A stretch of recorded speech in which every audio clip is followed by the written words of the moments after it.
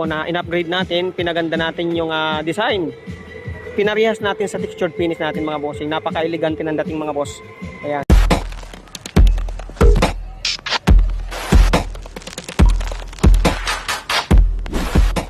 Good morning mga bossing. Ayan, at papakita ko sa inyo mga bossing, sa ating mga followers, sa ating mga viewers, yung ating in-upgrade na Formica finish na square box mga bossing. Kung paano natin mas pinaganda yung design mga bossing. Katulad ng ating textured finish.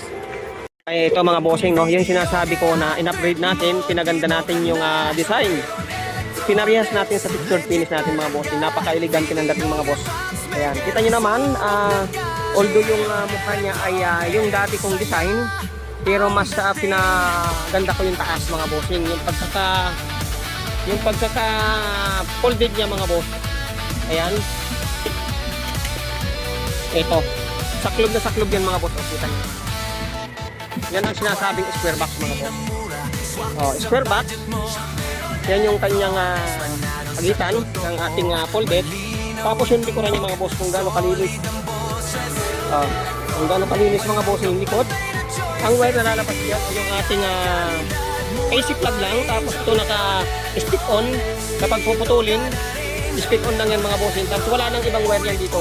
Wala na rin yung butas na dati kong design. Kasi tendency pag nabasa, ayan, safe yung TV natin mga boss. O kapag puputulin mga boss, kita nyo naman, bagay na bagay yung ating accessories mga boss. Oh, yan yung pagpuputulin mga bossing. Kaya unplug nyo lang sa likod. And mamaya makikita nyo yan mga bossing kapag finish na. At sa sound check natin mga bossing. Customer natin, Batangas mga bossing. Okay, kita nyo naman ang formahan. Ayan, signature ni Jameron mga boss. Ang ating harapan. Kapag magtitip na tayo mga busting cable, mag-a-adjust tayo mga bossing. Ay napakadali. Kita nyo naman.